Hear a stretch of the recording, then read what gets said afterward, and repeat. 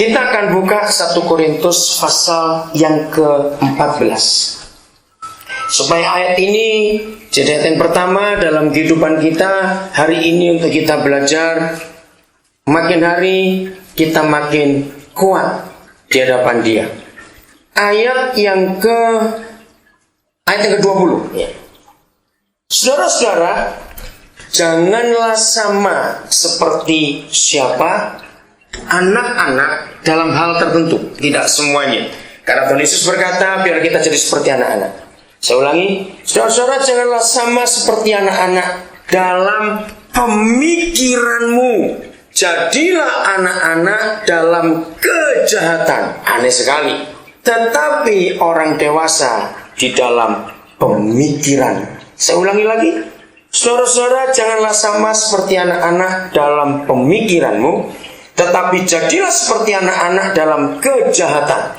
Tetapi orang yang dewasa, artinya bersikaplah sebagai orang dewasa dalam pemikiran. Kalau saudara sudah baca warta gereja hari ini, saya nggak tahu Pak Gembala dapat cerita dari mana tentang satu keluarga dengan anak-anaknya. Ya, yang belum baca, nanti saudara baca, jangan sekarang ambil baca, nggak dengar firman nanti saudara baca sekarang. Biasakan kalau saudara terima warta Jumat langsung dibaca. Jangan buat kipas-kipas saja. Saya pernah membuat survei, 96% anggota gereja tidak pernah baca warta Jumat walaupun diterima. Ya, 90% yang dibaca adalah laporan keuangan. Aneh, itu survei itu betul saya pernah buat. Nah, terus kalau namanya Samberi nggak masuk, marah pada bendara. Kenapa nama saya nggak masuk? Pada beli cuma 50.000 aja ribut. Maaf. Nah, jadi baca warta Jumat saudara hari ini. Bagaimana anak-anak itu? Saudara, yang menjadi penghalang utama kekristenan kita tidak dewasa adalah pola pikir kita belum jadi pola pikir yang dewasa. Mengapa Papa berkata bahwa yang harus diubah adalah pola pikir kita? Gunakan pola pikir anak-anak dalam kejahatan. Lama saya merenungkan ayat ini. Kenapa? Saudara, mari kita lihat. Sampai kira-kira umur 5 atau 6, 7 tahun, di antara umur itu, semua anak itu tidak pernah tahu mana salah, mana benar. Coba renungkan ini. Betul tidak? Mereka nggak tahu. Ini salah atau benar sampai umur 6-7 tahun mereka masih belum tahu. Tergantung kondisi anak itu. Tapi sambil rata-rata. Maka itu kalau orang tua suka bentak anak waktu dia salah, atau dipukul di bawah umur 6 tahun itu, kita yang salah. Ketika mereka kita pukul, apalagi kita bentak dengan keras, mereka itu bingung. Kenapa? Ingat ini, anak-anak belum tahu mana salah, mana benar. Jadi apa yang mereka lihat, yang mereka dengar. Lagi sekali, apa yang mereka lihat dan yang mereka dengar, itu yang dianggap benar oleh anak itu. Jadi kalau yang dilihat itu salah dan didengar itu salah, buat mereka tahu nggak ini salah atau benar? Tidak. Maka itu ketika mereka buat salah, kita bentak, mereka kan syok, saudara. Saya meneliti hampir 80% penyebab anak-anak itu bodoh dalam pelajaran. Saya bedakan 2 kata bodoh. Bodoh karena memang ada gangguan di pikirannya. Tapi ada bodoh yang belum tentu bodoh. Saya mau katakan ini kepada saudara. Anak yang nilainya jelek dalam pelajaran, percayalah belum tentu mereka bodoh. Dengarkan ini baik-baik. Saya menemukan berapa bukti. Yang paling besar, dengarkan ini. Sepinter-pinternya anak, jenius, hebat, tiba-tiba ada masalah di hidup papa mamanya. Hampir tiap malam 2 orang ini ribut. Kalau enggak maki, pukul pintu, bentak. Saya mau tanya kepada saudara, sepinter apa anak ini? Dia bisa tidur enggak malam itu? Coba renungkan.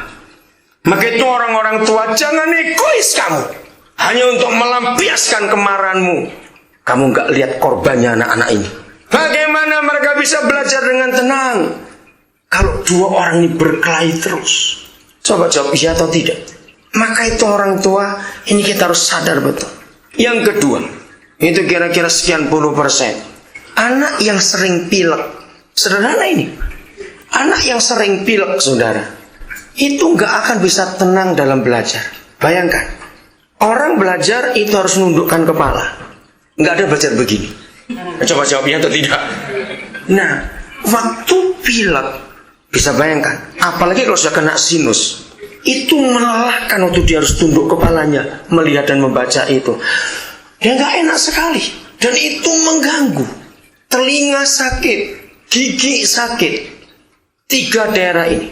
Kita harus tahu, anak yang nilainya jelek belum tentu bodoh. Ingat itu baik-baik.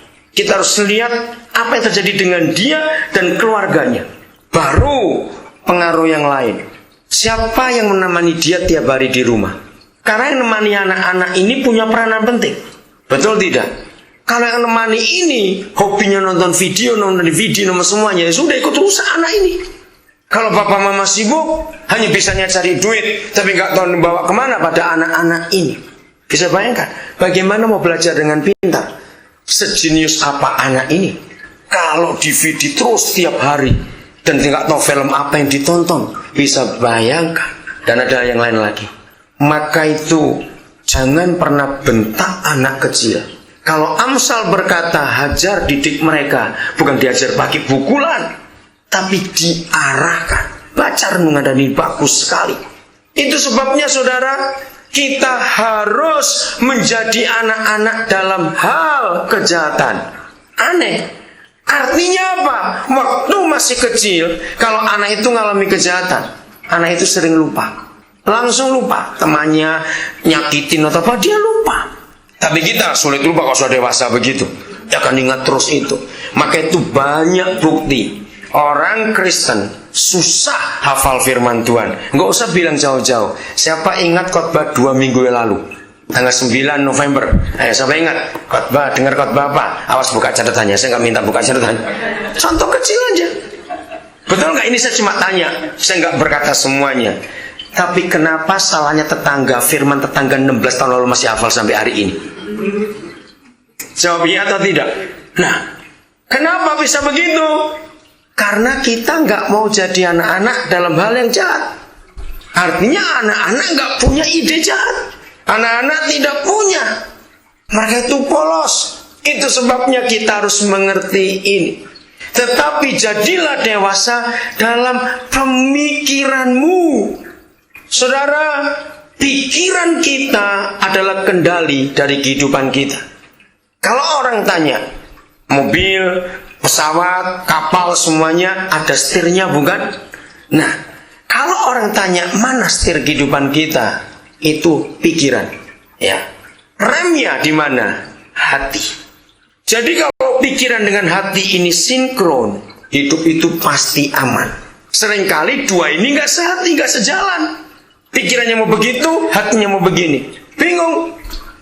Nah, kalau kita bisa menang atas pikiran kita ini, maka untuk apa saja gampang kita tuh sejalan dengan Bapa kita. Ya, saya akan tekankan bagian ini. Tadi saya baca di warta. Ada yang bawa Alkitab bahasa Inggris, bahasa Mandarin, bahasa Batak, bahasa Jawa, ada tidak? Ayo kita buka sama-sama.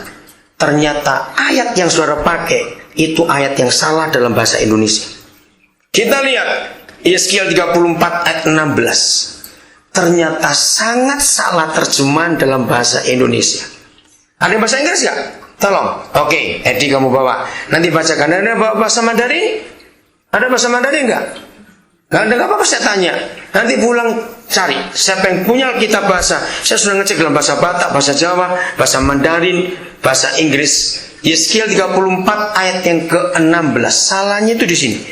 Dan lembaga Alkitab sudah diberitahu berkali-kali kalau nyetak yang baru lagi itu harus diganti. Salahnya itu fatal, saudara. Oke? Baca. Ayo kita baca bareng-bareng. Ini pengembalaan. Nah, ini pemikiran yang kita harus ubah dalam kehidupan kita. 34 ayat yang ke-16. Yeskiel 34 ayat yang ke-16. Kita akan lihat ini.